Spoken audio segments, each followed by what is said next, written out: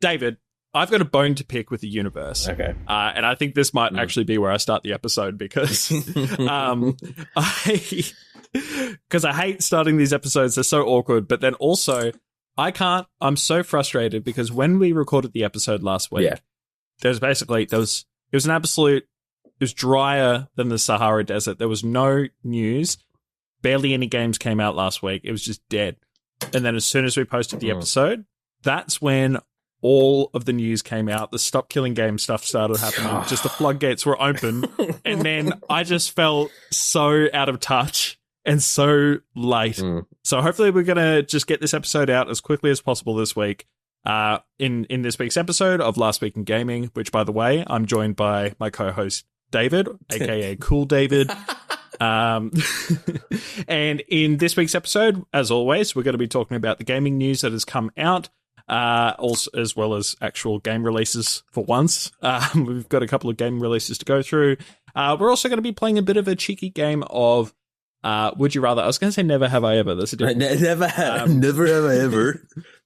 Would you rather? No, actually, I'm not going to say that. So, and then we're going to be examining, I guess, in the news segment, the Stop Killing Games debacle, or I guess just what the most recent events have been with that, because it's kind of had a resurgence over the past week or two. My name's Part Software. Wasn't it like my dad is I'm a Nepo baby exec or something like that? Yeah. Whoever started this petition can eat my whole ass. Anyway, and then as always, we're going to finish off the episode with a little bit of what we've been playing. So, David, I'm going to go through a couple of game releases, but first of all, how have you been this past week? I feel like we rarely talk outside of these episodes. Yeah, no, I'm starting to notice that. Do you even like me? I was going to ask if you even like me. I'm just like, when is David going to ask me to hang out? Don't we sound like the most insecure people who would be in relationships? Like, do you even like me? We've been dating for 6 years. I know for a fact that Cam is secretly so upset with you because and you know what? Fuck it. I am too. Because every time we go to ask you, hey, do you want to do something? Do you want to hang out? We were pitching to see if you wanted to come over this weekend. And you're like, oh, sorry, we've got plans. You always have I'm sorry. Already. Cool David's just always popular, you know? Everyone wants a piece of Cool it's David. so annoying. No, but hey, there's enough Cool David to go around. All right, ladies, I'm trying to do that type shit, you know what I'm saying? Ladies, would you like to play Would You Rather? Or Never Have I Ever? No, but this weekend I've been good. It's been a good week. Honestly, just very busy, obviously, putting along with heaps good content. Obviously smashed out a new video type idea that we're going to be talking about, at the end of this video. But yeah, been really good. No complaints. It's getting a lot colder, in Australia, which is quite nice, which I've been enjoying. But the mornings are just the worst. I just feel like I wake up in a freezer. Woo. What about you? How you been? No, see, dude, I've been sad. Really? Yeah, I've been sad. I got to go back to work next week. I've been having a bit of time off work lately, and I don't know, I guess just like focusing on heaps good and all that shit. Yeah. And it's just like now the time is finally coming for me to go back to work. Yeah. I'm just like, oh, you're like please no. Well, it's like when we went to Bali. It's like after having a little bit of time off, you just don't want to go back. But dude, it's been awesome. It's kind of like hopefully a glimpse of the future. I've been just, I don't know. I thought I'd be a little bit lazier than I expected. I thought, I'm just gonna kind of fuck around, but no, it's been really good. I've just been working in my own schedule and then just like editing videos, working on thumbnails, titles, all that shit. Yeah. And I feel like there's more content coming out on the Heaps Good channel at the moment, and I'm hoping that I can keep that momentum once I get back to work. Yeah. But I know, got to pay the bills, you know. Got to pay the man. Yeah, right. Hopefully I don't have to be doing that shit for too much longer. But do you want to hear about some games? I would love to. Talk to you? I would love to. Hey, sir. Knock, knock. Who's there? Knock, knock. Who's that? It's Lennon. Lennon who? I am a Jehovah's Witness. Do you have time to hear about games this week? I do. I want to hear the good word of the games. Our Lord and Savior I'll games. I'll tell you what. Our Lord and Savior, Tony Hawk, is Pro Skater 3 and 4 is coming out this week on July 11th. Basically on every console under the sun. Hallelujah. That's all I've got to say. This looks incredible. I just, between the Tony Hawk games and the skate games, we just need more of them. We just need more of them to come out. And I'm just so fucking glad that finally we have like a meaty game. Well, finally. We only had one quiet week. But I'm really excited for this. I know for a fact that I'm going to pick it up. And who knows, maybe it'll end up being a game that I play and talk about in this podcast at the end of this episode. Next week, obviously. Yeah, we're recording this on the 8th. Obviously, I love the Tony Hawk games. I used to play it a lot as a kid, and I sunk so many hours into the Pro Skater series, and I'm excited for this to be released. So I definitely might pick it up as well. Yeah, so I never played. I just I think what was it? Tony Hawk Underground. That's the one that I played. Oh, okay. But see, this is like a whole new world for me, which is why I'm really really excited. So Disney, don't copyright track us. Well, it's just sounded so beautiful and accurate to the actual. Yeah. I am straight from the movie. I do know how to dabble in the Aladdin playbook. So outside of that, there is actually a slew of like game releases and updates, but just focusing on the main ones, or at least, I guess it's just my opinion. On the 8th, so today, there's 2 releases. So there's actually the release of Subnautica for iOS and Android. So Subnautica came out 2018, years ago, but it's finally getting a port to mobile devices, which is really cool. I've always been kind of too scared to play Subnautica because of the Leviathan thing in the water, just the fear of open water. It just freaks me out. Yeah, dude, that's totally fair. That's a very common fear. Yeah, okay. Well, I thought it was cool and unique, but whatever. You just shot that down. Cam also, I thought I was unique. Cam also has that fear, so calm down there, Chab. All right, you're not special.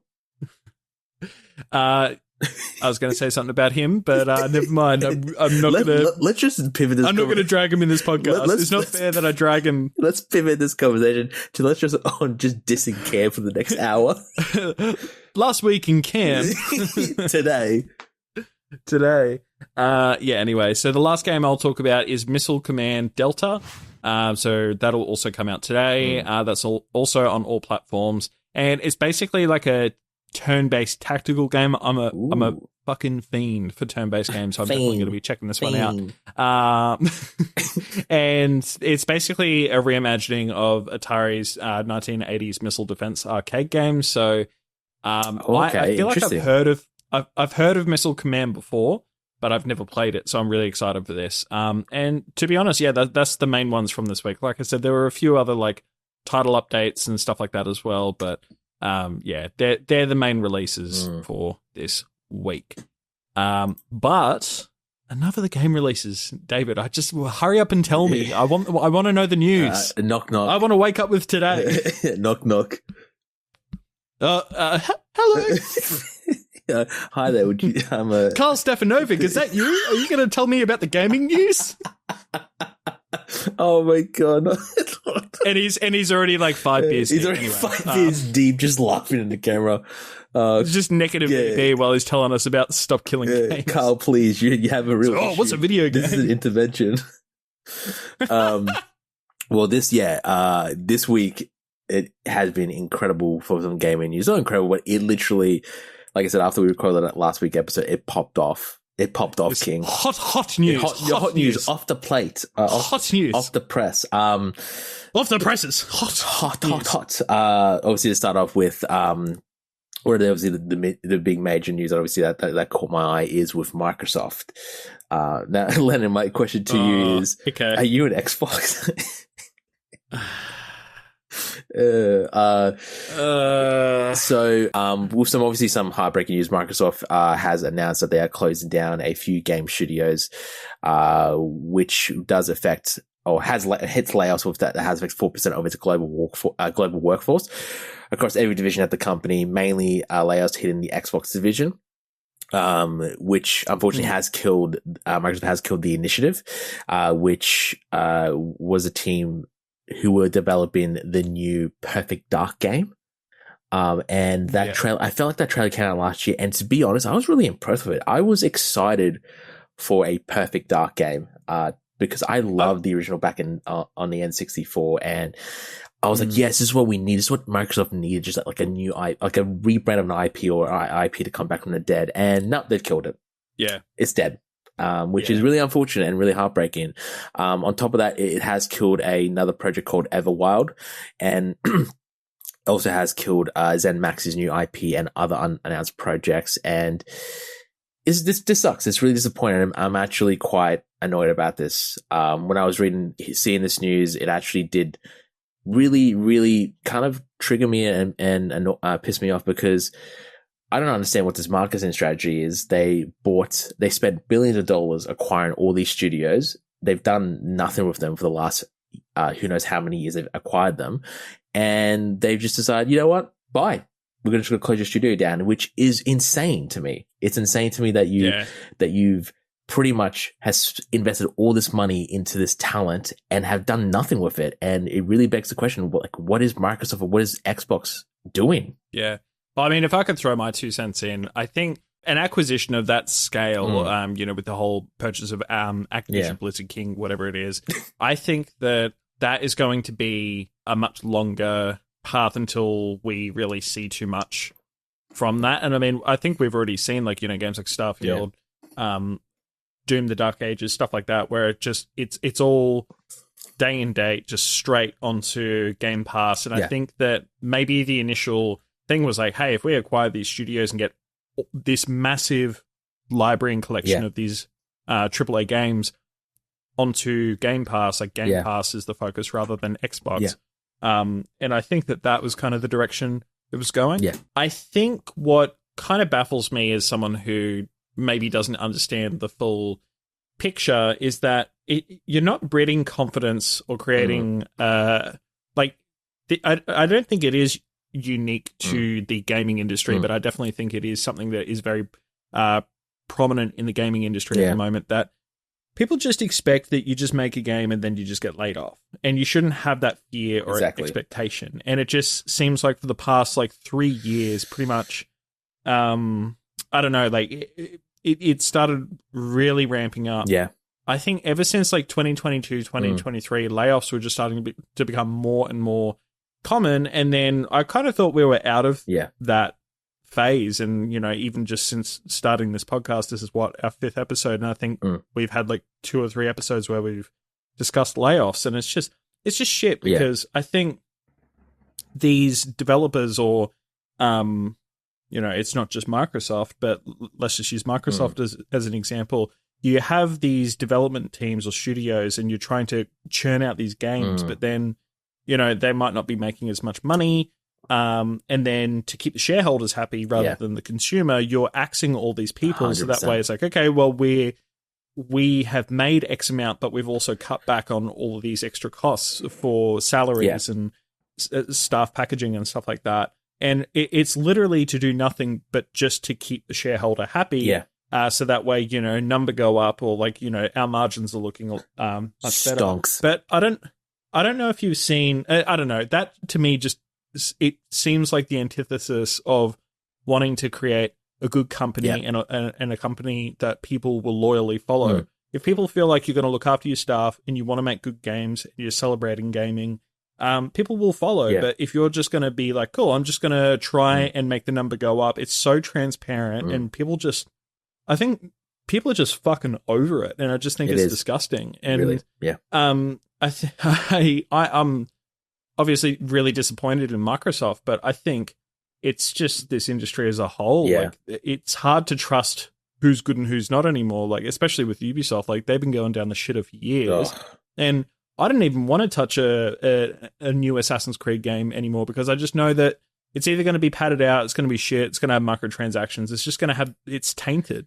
And modern gaming. That could be also why maybe there's that Star Wars game didn't do as well. But anyway, I'm kind of going off on a bit of a tangent. Have you seen Skill Up's video on the whole Microsoft situation? No, I haven't. I have not. It's really fucking great, and I don't want to misquote anything, but basically he was covering the fact that, and I could have some of these details wrong. I'm just going off memory here, but Phil Spencer, he released a statement, I think, and he was basically saying, look, this is like, in essence, like, this is really shit. They have to get rid of all these people, but, Microsoft is doing really well at the moment, and despite the fact that we have exceeded our expectations with growth or whatever, we do have to cut back and and it's just like, now's not the time to be like highlighting that Microsoft is actually doing really well, but you still have to pivot. And it's just like, we're doing really well. Tone deaf is we're doing really well after all these cuts. Like, we're doing really well. You're fired. Yeah. We're doing so well that profits have gone up. Well, that's honestly, how shit is that? Very tone deaf. And this is actually, which I was going to pivot to my second point, because ever since this has happened, more and more news about these layoffs has come out. More details, I would say. Over the last 2 years at Xbox, 6,000 people have lost their jobs. To me, that is an insane number of people. 6,000 people. That's crazy. 6,000 employees from different developers have lost their jobs at Xbox, which begs a question. Obviously, something needs to change. Something needs to pivot. It could be the Game Pass system. I think that maybe it's not returning a massive point of investment, because really recently, I think only a few days ago, the Dishonored and Prey studio founder thinks Game Pass is an unsustainable model that has been damaging the industry for a decade. That's his quote.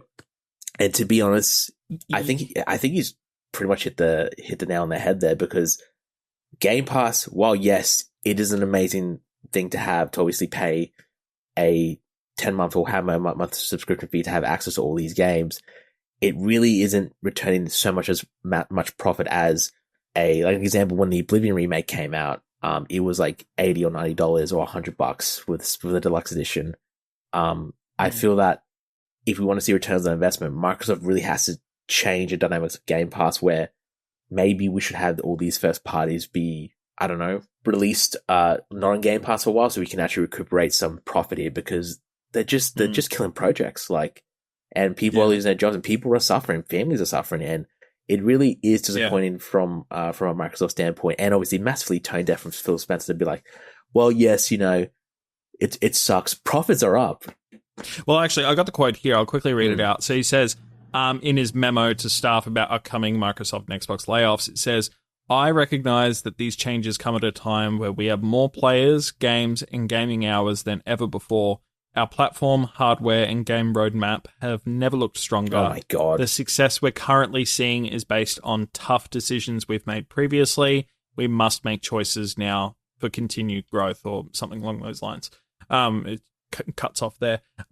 Which is just so shitty, dude. Yeah. I think, honestly, and I know that it's not like the whole eat the rich thing, but honestly, I think that what Microsoft should be doing is, forego some of your bonuses. If you're doing well, theoretically, you shouldn't need to forego any bonuses. But if you want to keep the lights on and keep these studios that, you shouldn't expand. It's so irresponsible. It's easy to just point the finger at, say, a studio and be like, oh, well, we're not performing or whatever due to market conditions, even though clearly that's not the case. Yeah. But it's easy to point the finger and be like, oh, it's their fault. But it's actually it's always the tippy top. It's their fault for mismanaging, making decisions to acquire all these studios or to have all these staff when it's not sustainable long term. Yeah. Don't get staff if you are hoping that you're going to grow to that size. Don't do it unless you're already at that size. It's frustrating. So fucking frustrating. It's so frustrating because what was the point of acquiring all these studios if you're just not going to do anything with them? You have all this talent and they're just sitting there doing nothing. And back to if all you're thinking about is money, and all you're thinking about it. What a quick win is it going to be for Microsoft they've basically fucked up the Xbox One generation. I think Phil Spencer even actually said that. Yeah. That he lost, they lost that generation. They fumbled it hard. They have had fuck all good first party titles. Yeah. Halo Guardians, everyone hated it. Halo Infinite had a shitty launch and it was delayed into oblivion. Then I think people didn't really give that much of a shit about Gears 4 and Gears 5. No. And it's just like where's all the first party shit? Yeah. And you know, if you want to make a quick buck to catch up on that, rather than, you know, shelling out all this money for developing all this stuff, they're probably thinking, oh, it's probably just going to be easier if we acquire literally the company that does Call of Duty, that does all of the, like, Skyrim, Elder Scrolls, like Fallout, all that shit. Oh, we're just going to acquire all these different brands and companies so that way we just own the people who are already making it. And it's just fucking lazy. It really is. It pisses me off. And I did want to quickly go back to something you were saying before, because I do have strong feelings about the whole streaming thing, because what that person said that you just mentioned, where they mentioned that I think it was a developer you said. Dishonored and Prey studio, former developer, okay. So that Game Pass is hurting the industry and it's not sustainable. I think the exact same thing about streaming services like Netflix and Disney Plus and all that shit. Because I think it's the same problem. And I think it's an easy fix, to be honest. Because I think that once you give people the access to a service like that, you can't put that genie back in the bottle. But I think the way that you fix it is delay the releases that go onto it. Because going to the movies, like, say, for example, today, my partner and I, we went and saw Jurassic Park or Jurassic World or whatever. They do move in herds. And what was that? They do move in herds. Shut the fuck up. No, but it's just like, you know, was I absolutely jonesing to watch it? Not really. Like, I mean, I think that, you know, it's you know, it's a movie, but I know for a fact it's a movie. I know for a fact that I can watch it in a couple of weeks on a streaming service, or I can just buy or rent it like that. And because it doesn't feel like, okay, I either need to watch it now or I need to wait like 6 months before I can actually access it. It's just like there's no reward or incentive to actually go and buy a game or watch a movie in the cinema anymore. But I think that if they didn't have this day one Game Pass shit, and if they had it so that way games do not go onto Game Pass for 6 to 12 months at least, then it gives people the opportunity to enjoy the catalog of games that are on there, because it's like, oh, cool, here's a game that I haven't played for fucking years, but I never got around to it or whatever, and I just want to pick it up and enjoy it, and now I can. That should be what the Game Pass service is for. Exactly. And then when it comes to, same thing with Netflix, like any movie that comes out, say, now for the rest of the year, it's definitely not going to be on there until 2026. And I think that would get bums and seats at the cinema again. That would increase sales of games. Like, it might be a heavy oversimplification, but that's just how I feel about it. Yeah, no, I 100% agree with you. I think they should have a different total business model with Game Pass, where for the first 6 to 12 months or even 18 months, first party releases are not released on Game Pass, that people should spend their hard-earned money with these games so Microsoft can obviously turn over a profit and actually invest it back into the business, instead of just, oh, you know, here's Perfect Dark, and you're like, yeah, it looks amazing. By the way, you never get it anymore. It's been killed. That cool. Yeah, I also think that cool trailer's exactly gone. It was what you're never going to get it. I think it would be a much better way to inform consumer habits as well. Yeah, because it's so easy for me to just press download on a game that's free, basically. Yeah, and I might not ever give it a go. Pretty much. Or whatever. But it's of no loss to me because I can just download it. But also, it works the other way. When you have like 100 games that you can pick from, you get fucking analysis paralysis, or like the decision fatigue. But there's just too many options. Yeah. So, you know, I think Doom the Dark World, apparently, I think I've heard that it hasn't done all that well because for exactly that reason. It's because it was on Game Pass like day one. Yeah. And because of that, like, who's going to pick that? Well, not who's going to pick it, but when you've got all these other options of all these other games, it stands out a hell of a lot less than if it was something that could only be purchased. Like, I don't know. I just think that I do think it is unsustainable, and it makes me sad because I don't think we're ever going to get to a point where companies are going to delay the release of games and movies on the streaming services, because as soon as one of them does it, they're going to have a disadvantage. Yeah. And people are going to want to use that service less. Yeah. Apparently Sony actually does this, where they don't put new games necessarily on their PlayStation Plus. Yeah, can agree. Can confirm that, yeah. Yeah, and apparently it fucking works for them. Yeah, well, and it's awesome, but I just don't think that anyone else is going to do it. Yeah, well, Sony does this specific thing with the deluxe version of the PlayStation Plus, where they do game trials, which I think is quite clever. Like, you can here's this brand new IP or brand new first party, first 2 hours, play it on us. If you like it, if you want to play more, you have to purchase it. I think that's a fantastic idea, and generally that game won't appear into that catalog until 6, 12, or 18 months down the line, once obviously the hype and people have purchased it. But no, I think that's cool. But it's sad, and I hope obviously all the people affected can obviously find jobs in other, in the same industry, in other places where it's not run by Microsoft. Yeah, well, we'll see. We'll see. Well, we'll see. We'll see. Well, should we move on to the next? Yeah. Well, this is a surprise. This one kind of it kind of snuck up on me because this is a game I haven't thought about since its release, and I think you're probably going to find this surprising that even here that we're going to be talking about this. Do you remember the game Anthem? Oh yeah, I know where this is going. Yeah, Anthem. I cannot believe we're talking about Anthem in 2025.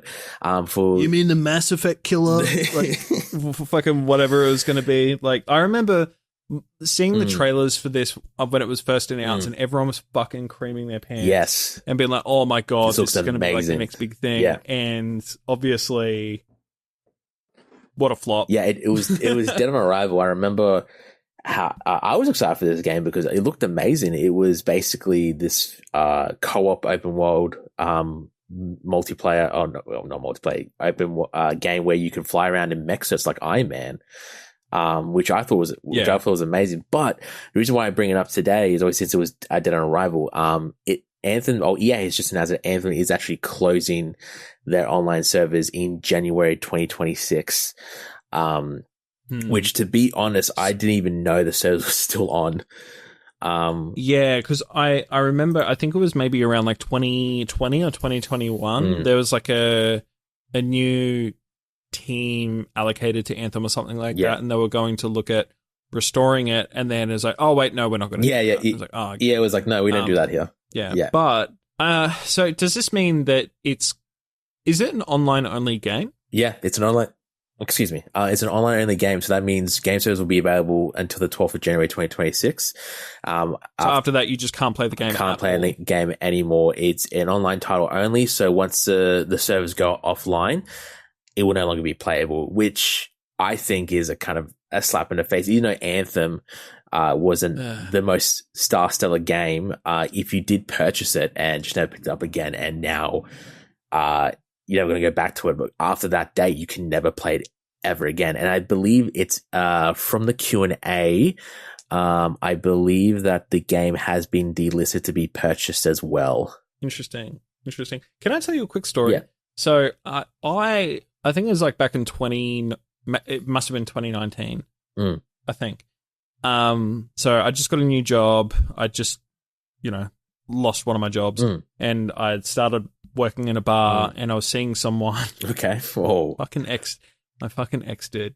So I was at work one day, and then she was just like, let's play Anthem. No. She was just like, because I don't know, cut a really long story short, I had to sell a whole bunch of my stuff to cover rent.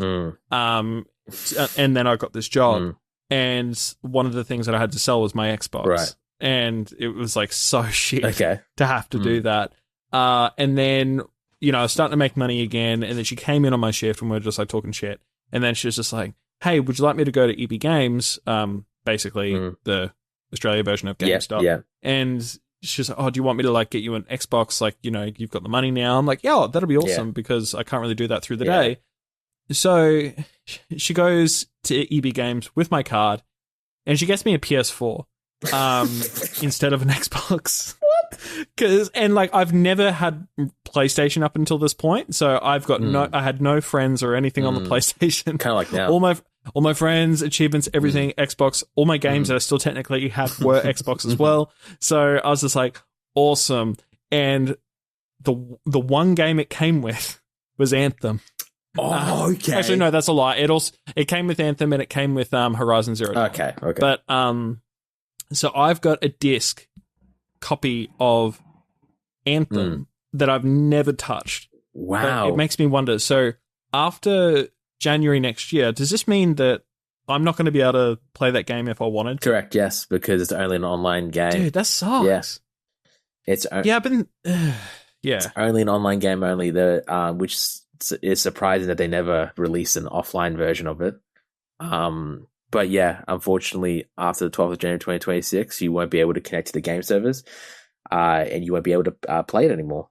That's super shitty, dude. I think I mean, look, I get it. If it's like an online-only game, like let's just say like Destiny 1, surely eventually the server is going to get shut down. Like it can't just run forever. So I can kind of understand in this instance. Like I don't think it's that shitty, but I think that if there are some games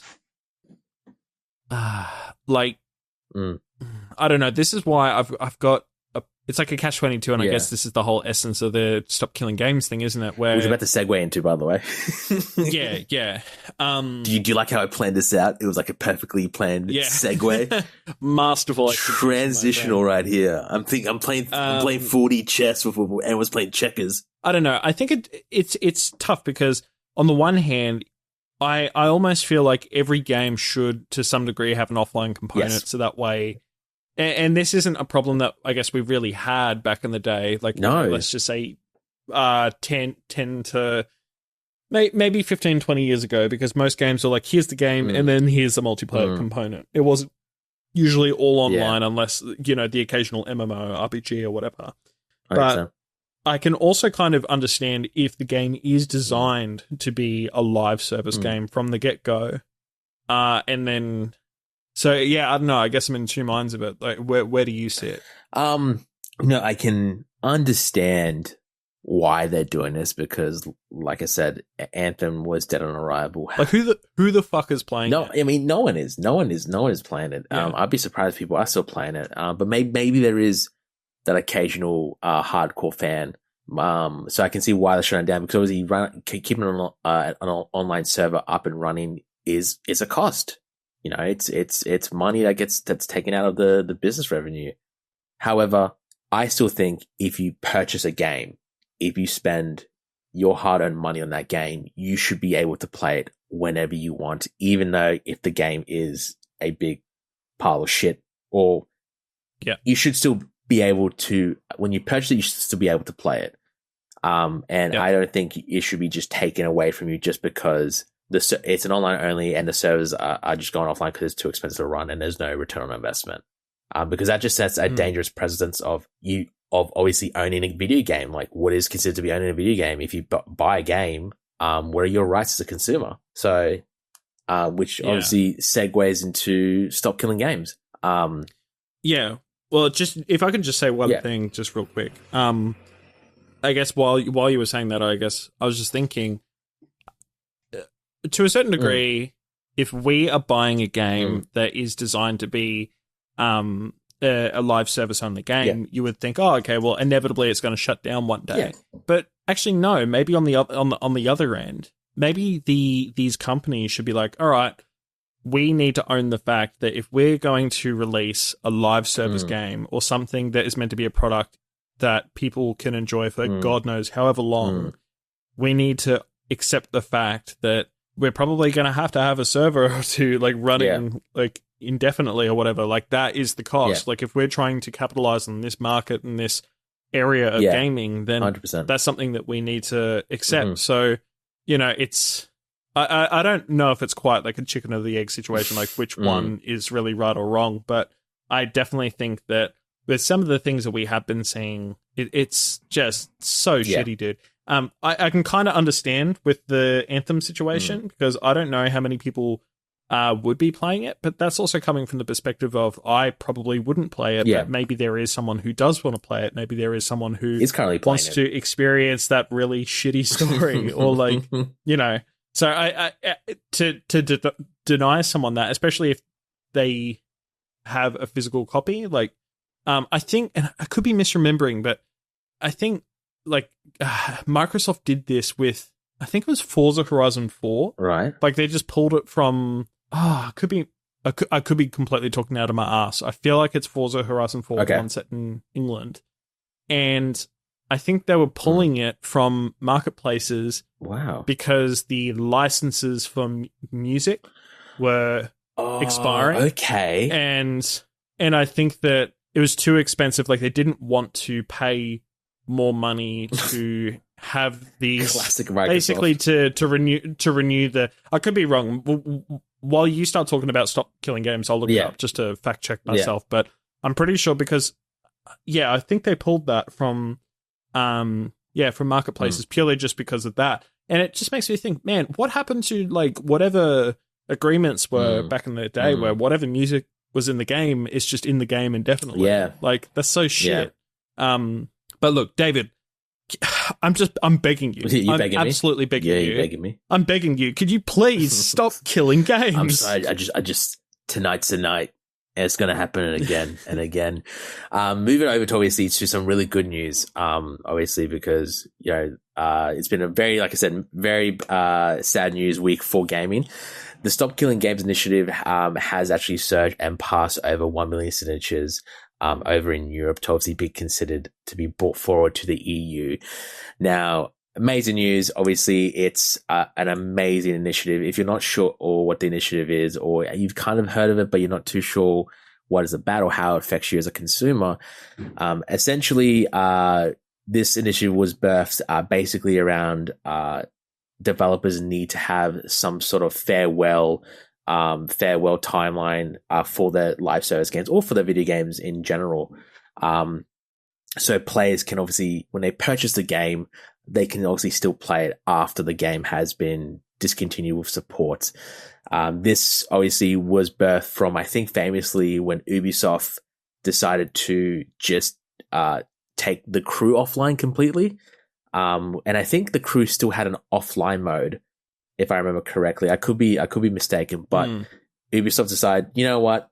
Same thing with obviously Anthem. The servers are too expensive to keep up and running. We're just gonna completely take it offline. So it got delisted from the store. And even if you own the game digitally on Uplay, they took it away from your library. They actually physically took the game away from your account, which is crazy to think about. And obviously people who owned the physical copy, when they tried to play the crew, couldn't connect to the online service. That was really birthed this initiative to pretty much stop killing games, essentially. It's basically, I'm going to speed run this part because I think most people probably know this part, and I think mainly want to focus on what actually happened this week. But it basically spawned this petition in the EU. People had started signing it, and the petition had it was due to end July. This month. Yes. And it was sitting at around like 400 and something thousand signatures. But then this events unfolded. So what happened there? Yeah, so this it all spawned, like, the reason why we saw a massive increase is because of one streamer who you may have known as Pirate Software, who a few months back was talking about the Stop Killing Games initiative, but completely misrepresented the facts.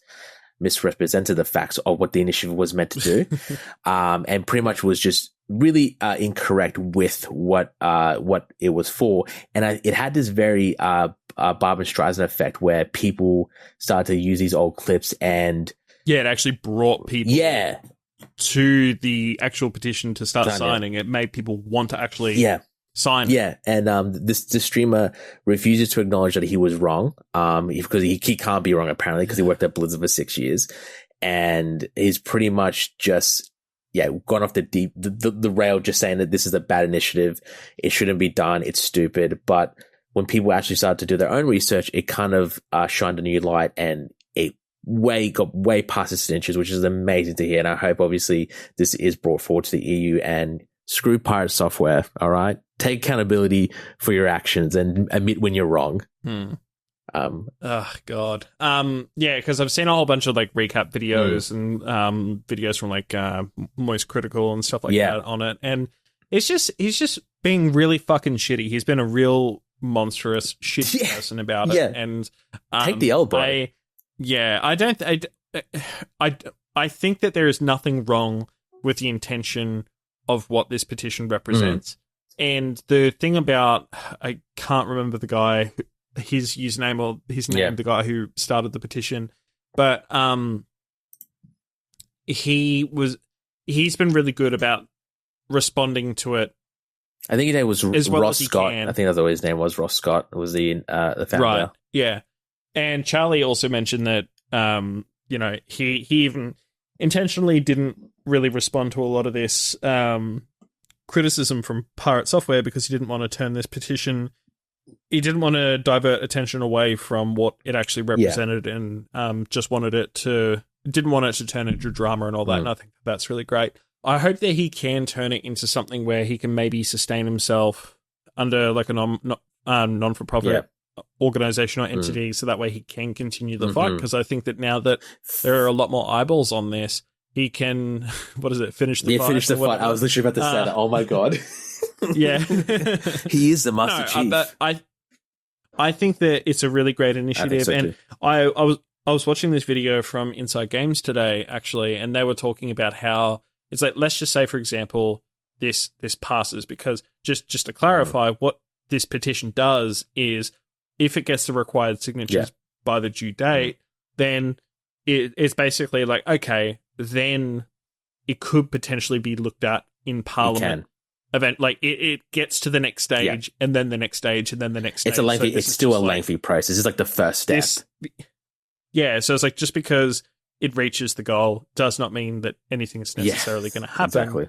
But what Lawrence and Bruce were talking about in their show was that, it could end up being that if legislation does change, then some companies might just be like, okay, well, it's probably just going to be more cost effective for us to just get slapped with a fine and pay the fine, rather than the costs of still running these games service. So it's like, we don't know what could end up happening. But really don't. I think it's really shitty about the Pirate Software situation, but it's really good to see that a lot of people are obviously paying attention to the petition now. Yeah, and it really does show that we can come together and support something together, and I hope that obviously this initiative goes really far, especially for what it wants to achieve, and I'm really excited to see where it does go. Absolutely. And just to quickly circle back to the Forza Horizon thing, I just looked it up. So Forza Horizon 4 will be delisted from digital stores on December 15th, 2024 due to licensing issues. So the game still remains... so it still remains playable to people who own it, but you just can't buy it online anymore. That's just silly. Yeah, I don't like that shit. Yeah. But anyway, I feel like that's also kind of part of the problem in a way. But I think we're just going to open up another can. Yeah, it's another can of worms about it. And we don't open cans of worms here. We stick to the news. No, yuck! I don't want to eat worms. I don't like worms. Gross. I am not an early bird. But you know what? I would rather do than eat worms. Oh my God. Yeah, what would you rather do? I would rather play Would You Rather with Cool David. That's the worst segue ever. I just gave you the best segue interaction, and then you just hit me with that. No, fuck you. That was it was pretty good. All right. I want to play Would You Rather. I'd kiss you. What? Okay. Why did I say? Well, I was going to say, let's get in the cupboard right now, but I'm thinking of a different game. I think of 7 Minutes of Heaven. Yeah. Would you rather get in the cupboard with me and smooch me, or get in the cupboard, smooch me? No, okay. So I think we've got 5 Would You Rathers each. Yes. So I guess we'll just go take it in turn. And I guess we got to really think it out, or just explain our answer. So my question for you... Okay, I'm excited for this first David. one. I'm really excited. Okay. Would you rather a brand new Battlefront 3 Yeah. or a Titanfall 3? Oh my god. EA my god. EA has decided that they can only do one. Oh my god, that's what would you such a rather? tough one. Also, screw you for taking such two of my suggestions. Oh, why would you do this? Oh god. Oh my god, Titanfall 3 or Battlefront 3. That's such a good. Okay, new rule. You only have 5 seconds to answer. All right, Battlefront 3. I'm going with Battlefront 3. I think Really? I grew up with Battlefront and I love playing Battlefront, and I think it's such an amazing game and such an amazing IP. Just like the simulations. It is such a good game, and I would love there to be a third one in this series. I know that Titanfall 3 is also incredibly good, but I just want another Battlefront. I love that game.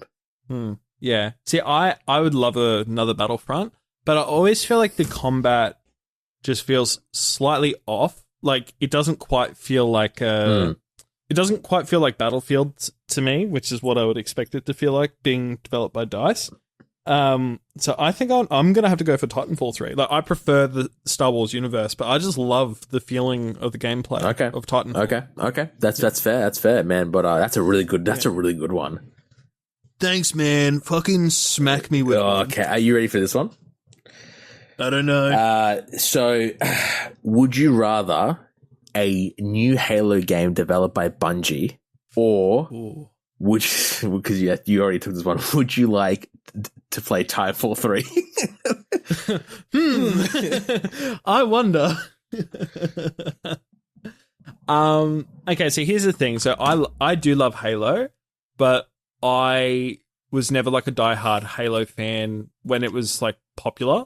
And I think it's because I much preferred Call of Duty because you can aim down the sights rather than like it was a first person game, but you couldn't aim down the sights. I was that kind of gamer. Yeah, I'm a real gamer. But in hindsight, though, like well, not in hindsight, but I guess just now, fuck, man, I love Halo 3 and Reach. So if we can get something like that again, but for, new consoles, I'm going to have to go with... but then again, like, I feel like in a weird way, we kind of got a really good... No, we didn't. A glimpse into like what... no, actually, you know what? I am going to go Halo with Bungie purely just because what they did with Destiny, even though I feel like, they've kind of stumbled and fumbled ever since releasing Destiny 2, I just love the feeling of the gunplay of Destiny. And if they could somehow incorporate that, but in a Halo game, I'm sold. Okay. All right. For me, it'll be a new Halo, developed by Bungie. Hands down, Reach and Halo 3 and ODST.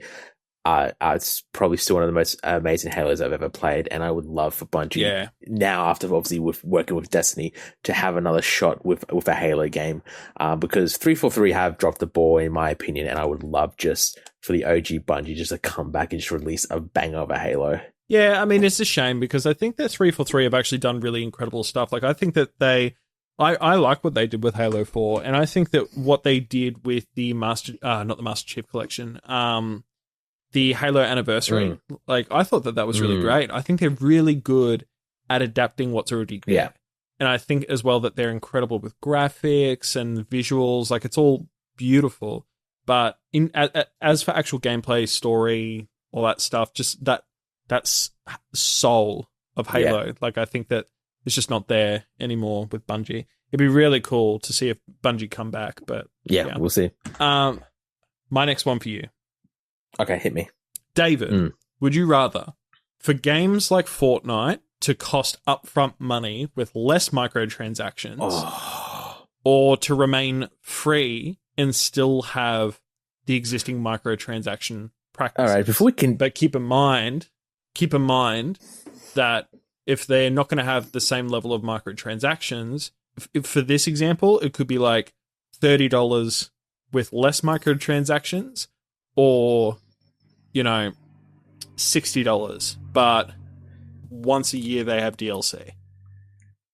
Did you like pick up my phone or like do you have a camera in my house somewhere? Because how are you getting similar would you rathers? Wait, is this one that you wrote down? It's very similar. It's very similar. All right. Well, what's yours? Let's merge. Mine was: would you rather loot boxes or a battle pass system in a video game? Dude? What the fuck? That was originally gonna be my question, but then I was like, nah. I feel like that's like I'm gonna tweak it. Read my fucking mind. Dude, what do you do? Where's the camera? Where have you put it? Where's Scotty and the ninjas? Yeah, okay, well, you go first. For me, I would, really good question. For me, I would prefer games like Fortnite to still be free to play and have those microtransactions.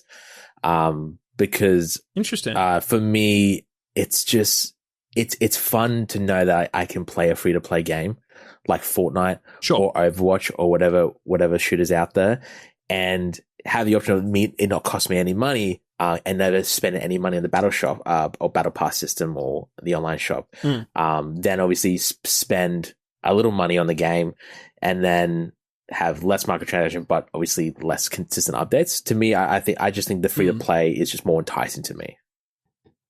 Okay. And what's your answer to loot box versus battle pass? I'm gonna say battle pass. I know. I'd say battle pass. I just feel like it's when you play a free to play game like Overwatch or Fortnite, and you can see if you buy this pass, this is where you can progress to. I always find that really interesting. I really want that cool skin. I reckon battle passes get too much shit. I think that the difference between that and a loot box is you could potentially spend an infinite amount of money and you still might not get everything that you want. But with a battle pass, you can pay a set amount. Yes, you do have to work your way up to the top, and but it gives you an incentive to play. Exactly. And with when the battle pass system first came out in Modern Warfare 2019, I actually really liked it because it was like, cool, I got access to a brand new skin. The Ghost skin was elite, and then it's like, cool, I get to work my way up this like 100-tier battle pass, and it gives me an incentive to do it. It's fucking cool. Yeah, 100%. And it was like $15. Yeah. So I don't know. I think I prefer that. And I guess my answer to the games like Fortnite one or whatever, I agree with you. I think games like Fortnite should stay free and have the microtransactions that they currently do. But I don't think that games like games like Call of Duty, for example, games that aren't free shouldn't have the amount of cosmetic DLC in it.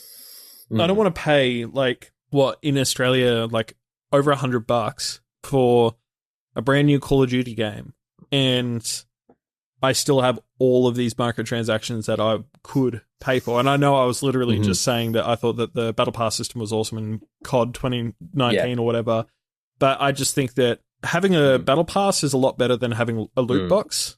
But just the absolute load that Activision has been blowing with all of these, get this fucking... What are they called? Did you see they released a Beavis and... They released a Beavis and Butthead into Black Ops 6? Yeah, I did see that. That looks cool. I mean, that does kind of look cool, though.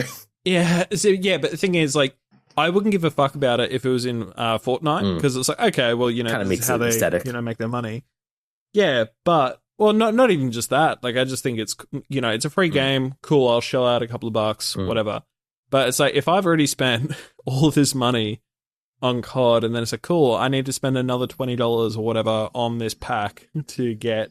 I don't know. I feel like DLC used to have a lot more value than it does now. Yeah, I 100% agree. Yeah. Okay, cool. Well, my next question for you... Oh, can I go first? Oh, yeah, you go. All right, this one's a bit of a curveball, and I want to see if you had something very similar. Now, Lennon, would you rather a new variant or console of a Nintendo DS, so not a Switch, a new DS, or a new PlayStation Portable? Can I ask a question before I answer that question? That what is it? The Sony handheld that came out a couple of years ago that people didn't really like. Yeah. Whereas a PS5 controller just split with the screen. Yeah. Isn't that kind of like a new version of a PSP? No, this is it's a remote play kind of device where you have to connect to your PS5 to play it. That sucks. I think I would probably I'm going to go PSP over DS purely just because I never had a DS. I never got into the whole Pokemon DS, like all that bullshit. I never bought into it when I was a kid. I completely missed that train. Okay. So I feel so indifferent to either of them. But I know that there's like some PSP games that came out that I wish I was able to play. Okay. Like, there was a God of War one. There was like a Dynasty Warriors one. So I think I'm more interested in Sony games rather than Nintendo. Yeah, okay. So that's my answer. What about I had a DS grow up as a kid and I used to love it. I loved playing the Pokemon games, the Mario games.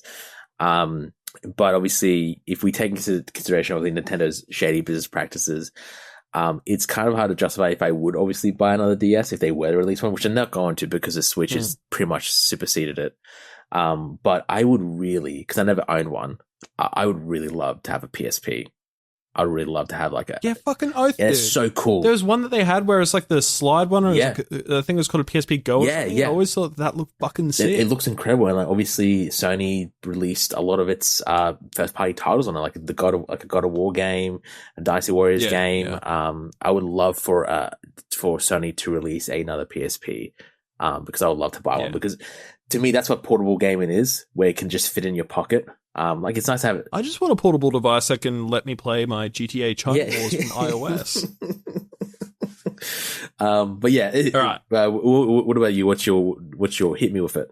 Okay, David, would you rather a game that combines the planet-hopping true open-world design of No Man's Sky with the in-depth story mechanics of Mass Effect? Oh my god! So basically, Mass Effect meets No Man's Sky. Oh my god! Or a Witcher game created and developed by From Software. Oh my god! Fuck you. Yep, I know my answer.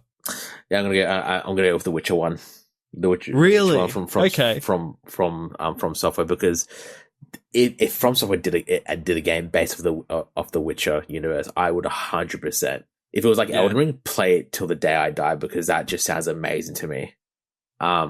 Yeah. See, my only caveat is that I feel like Witcher benefits so much from being really quest heavy and structured and conversational, and I feel like there's so much you could miss if it was like an Elden Ring style game. But I'm just thinking about the open world and the gameplay. That'd be amazing. Yeah. But no, I'm thinking Mass Effect, but like open. Well, it wouldn't even be open world. It's like open galaxy, where you're just traveling around the galaxy, and I just think that'd be incredible. To have like a story that would develop, that it would be unique. Oh, can you imagine? Like, say for example, can we have both?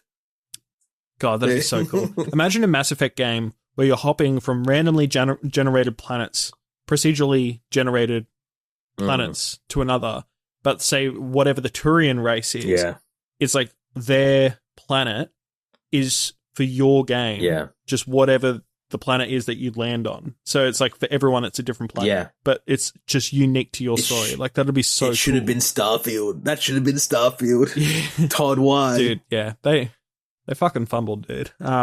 Yeah, so that's mine. Okay, I'm going to go Mass Effect. Yeah, no, dude, I don't blame you. They're both incredible would you rathers, and I couldn't fault you for choosing either one of them. I think, that's a really good one. I wanted to try and make it as tough as possible. Yeah, you made these tough. I didn't go in depth like this. I didn't. I feel like my other one's kind of crap now compared to yours. Well, hit me with that piss switch. All right. Would you rather Left 4 Dead 3 or Portal 3? Portal 3. What? Yeah. I never really got into Left 4 Dead. Nah. Wow. But Portal 2 was so revolutionary to me as a single player game. Like just like I Left 4 Dead, I could never play it for more than like an hour unless I'm like playing with friends, but it's like a game that friends. It's like well, we established that based on how little we talk and hang out. Cool, David. You bitch. You're always busy. I feel like you're lying. There's enough Cool David to go around for everyone. Ladies, I'm trying to do my top shit here. Get in the cupboard. But yeah, so... No, I think that Left 4 Dead's amazing, but I think... I played Call of Duty Zombies before that, and that just feels infinitely better. Wow, okay. Like Left 4 Dead is just so, like... It's so clunky. Okay. Like, it's cool that it's like 28 days later zombies. It's fast and it's fun with friends. But when you're playing by yourself, it gets old so fucking quick. Okay. That's fair enough. Look, dude, like I said, this was a tough one because they're both incredible game series. Yeah. What about you? To me, it would be Left 4 Dead 3. I don't get me wrong, Portal. The Portal series is and to be honest, I think for most people it would be Left 4 Dead 3. The Portal series is an amazing series. If there was a third one, I would love it to be a third one. But I have sunk so many hours. Me and my friends have sunk so many hours into the Left 4 Dead series. I would love for there to be a third entry. You and your friends. See, I didn't have that, so that's why it's Portal. But yeah, I would love Valve just to break the curse and actually count to 3. I remember I was listening to an old Rooster Teeth podcast back in the day, and they were talking about how there was a rumor or a theory that remember how Steam, Valve or Steam or whatever, they were going to potentially release a Steam machine or a Steam console. Yeah. And the theory was that it was going to come with Left 4 Dead 3, Half-Life 3, Portal 3, all the threes. And it's like, fuck, if they did that, dude, it would have been over. Everyone. Microsoft would have collapsed on itself. Sony would have disappeared. Nintendo would somehow sue them. No, God. maybe if our Lord and Savior Gabe Newell released the Steam machine when he should have, then maybe all of the game jobs would be safe. My God. No, I jest. I jest. I'm just joshing. All right. Next one. David, would you rather Battlefront 3, created by Treyarch or Infinity Ward, or Mass Effect, created by CD Projekt Red? So wait, was the first one Battlefront or Battlefield? Sorry. Battlefront 3. Okay. Developed by the developers of COD, or a Mass Effect game created by CD Projekt Red. Oh, God, that's such a good one. Look, as much as I love Battlefront, and there's one series that obviously I want to return to, which is the Mass Effect series, and I think it would be an amazing opportunity if CG Projekt Red was given the reins to develop a Mass Effect game. I think it would be phenomenal. So I'm going to go with the Mass Effect developed by CG Projekt Red. Damn, I'm so surprised. We're for the most part, complete opposites tonight. I would actually go Battlefront 3. Really? Yeah, I love, like I said at the start, I love the Battlefront games. I love the Star Wars universe, but the only thing that is keeping me from absolutely fucking loving it is the fact that it just feels a bit weird and clunky. And if it was made by the people who make COD, holy fuck, dude, it'd be incredible. It'd be the only thing I play. Yeah, with all those microtransactions. his Beavis and Butthead in the Star Wars universe. Lennon, stop buying the slave Leia cosmetic skin for your stormtrooper. You can't stop me. For me, Mass Effect is a series that is very close to my heart that I loved, and I would love to replay it differently with obviously a different developer at the reins. So yeah, I literally can't stop playing Andromeda. It's the best game ever. It's really 10 out of 10. Look at those facial animations. Yeah. All right, hit me with. You've got what? 2 more? One more. Okay. Would you rather have a Battlefront 3 or? God, there's so many. I know. I don't know. This is why I think you have a camera in my room. Would you rather have Battlefront 3 or Half-Life 3? Battlefront 3. I never played a Half-Life game. I've never played a Half-Life. You're not a gamer. Don't talk to me. Don't chat to me. Whoa! I missed it. Okay. No, actually, no. That's a lie. What's the one that came in the orange box? That was episode 2. Okay, I've played that. Yeah. But I think it was just ever so slightly before my time. Yeah, I was just that's fair. To me, for this answer, it would be Half-Life 3. I played. Okay, interesting. I played 2 when it came on the orange box originally on the Xbox, and then I had the opportunity to play it again on PC, and it really is phenomenal playing on PC compared to an Xbox. Yeah, I don't know. I think. I've just somehow just completely missed that wave. But I can appreciate that there's a lot of diehard fans for it. But yeah, for me, it's definitely Battlefront. Why did we have so many Battlefront options? I think the theme for this episode is that I think we both want Battlefront 3 to come back or to be released. Remember on TikTok, it was a month or two ago, it's like please EA release Battlefront 3 or something like that in the comments. And it was all just, all right, my last one for you. All right. Are you ready? I'm ready for this. I'm presenting.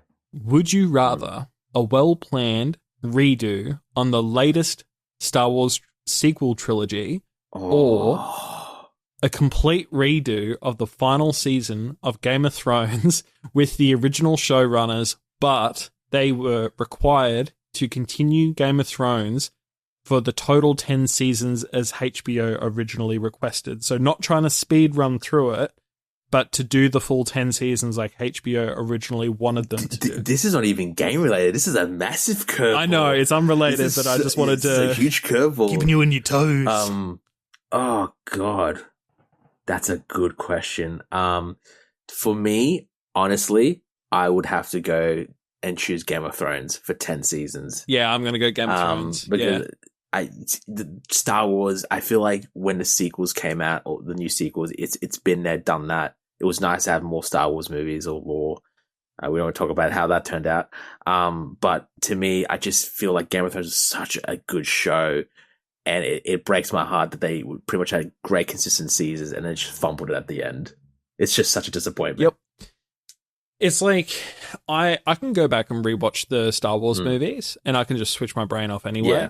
But it is so hard for me to go through that time investment of watching the Game of Thrones series again because it had some incredible seasons. Like, it's honestly like pretty much season 2 to 4 and then season 6 for me were like the highlights. Yeah. And I just because of how it ended, I just don't know if I can go back. Yeah. Like I want to go back and properly watch Breaking Bad because I know for a fact that beginning to end it's an incredible show. But I'm so devastated with Game of Thrones. I hope it gets the Harry Potter that's getting a remake. I hope that down the track Game of Thrones gets redone. Yeah, that's fair. And it's really, really great last question, honestly. Thank you. But I do have one more question for you. Yeah. And it's, David, what have you been playing this week? That's a really good question there, Lennon. So to this week, I have been replaying the Last of Us series once again, especially part 1 because I just wanted to obviously revisit it because I am going to be doing a video on it that's coming out very soon. Watch this space about how this game, which is, like I said, part 1 is an amazing, beautiful game that everyone should experience once. But I feel like that it's kind of getting the Skyrim treatment. So I'm definitely going to be delving into that, but been really replaying it and enjoying the story a lot with it. And I'm excited to obviously get this video out to show all of our Heaps good fans. No, absolutely. I really love your Death Stranding video. And I think the goal is to have like a weekly discussion video, even if it's just like a short one on just like games that we're playing. And I just think that's awesome. I think you're going to be more specifically talking about games. I'm going to be more specifically talking about, if you love this game, you should watch these movies or whatever. Because I guess I'm more of like a movie guy. Yeah. But no, I think that's awesome, dude. So I haven't actually finished The Last of Us. Before. I played a little bit of it, but the PS4 remaster because my fucking ex bought me a PS4, but I never ended up finishing it. So maybe I'll get around to doing it. Well, there's 500 releases of it, so you can play it probably on probably play it on your fridge. Which edition should I play?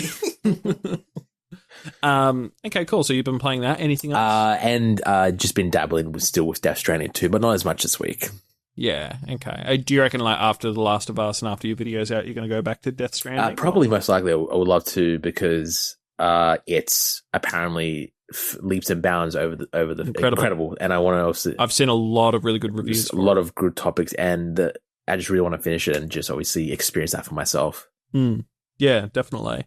What about you, Lena? What have you been playing? I want you to just have a guess at what I've been playing. Okay.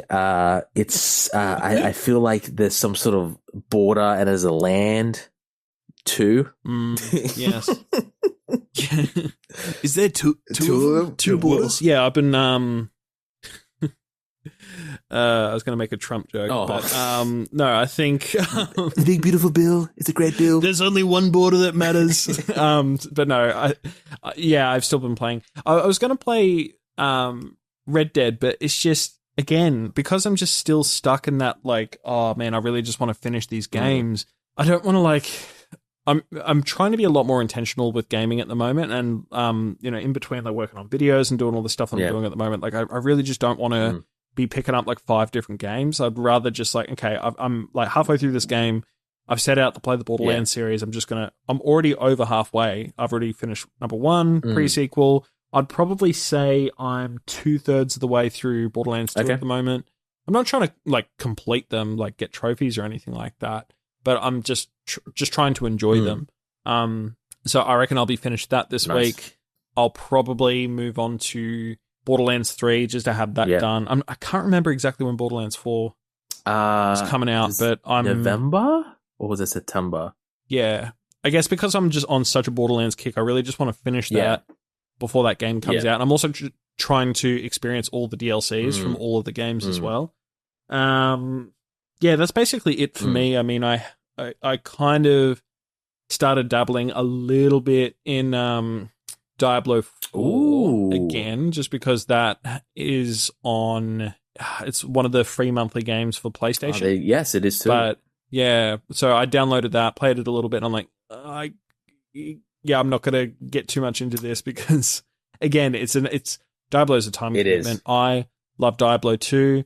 Couldn't really get into 3. Yeah. Played a little bit of 4, but that was on my Xbox One, so it was laggy as hell. And then, I'm just... Look, lots of games that I still want to play, but I think I just need to focus, finish Borderlands 2. Borderlands 2 is a fucking blast. Oh, dude. It's honestly... It's one of the best in the series, in my opinion. Yeah, like story-wise, it's fucking Handsome incredible. Jackson, antagonist, sorry. Yeah, I'm really looking forward to Borderlands 3, just because I remember the gameplay feels amazing, and I know on one of these episodes, I didn't like the story, but I love the gameplay, like how the guns feel. I think a couple of weeks ago I was bitching about how I wish that a lot more games made the most of the adaptive controller or sensitivity or adaptive triggers, whatever they're called. Borderlands 3 does. Okay. So, because I think technically Borderlands 1 and the Handsome Collection are technically ported PS4 games, they're just going to feel normal. But the Borderlands 3 is a PS5 version, so they did. It actually feels modern to play. So I played it for like 5 seconds. I'm like, okay. I'm gooning. I can't wait to play this.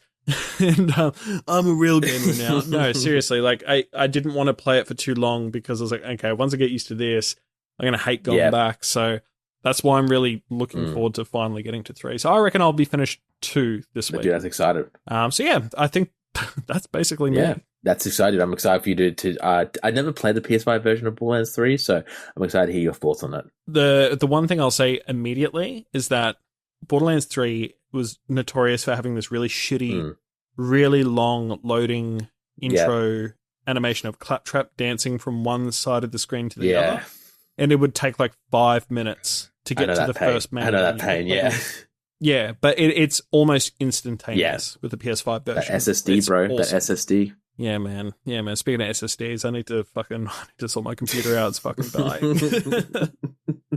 That's a whole other kettle of fish. That's next week's episode. Yeah. But I think that pretty much wraps it up. Is there anything else you want to add to this episode? No. Just obviously thank you guys for tuning in and listening to us yap for about an hour. I really do enjoy doing this with you, Lennon. I think this is our longest episode. Yeah. And to be honest, it doesn't feel like it's our longest. It just feels like 2 old friends just yapping away at the good old times. So you do consider me your friend? Yeah, of course. I consider you my lover. Okay, cool. Get in the cupboard. Get in the cupboard. All right. Well, thanks for listening, guys. We'll be back next week with another episode. Thanks, guys.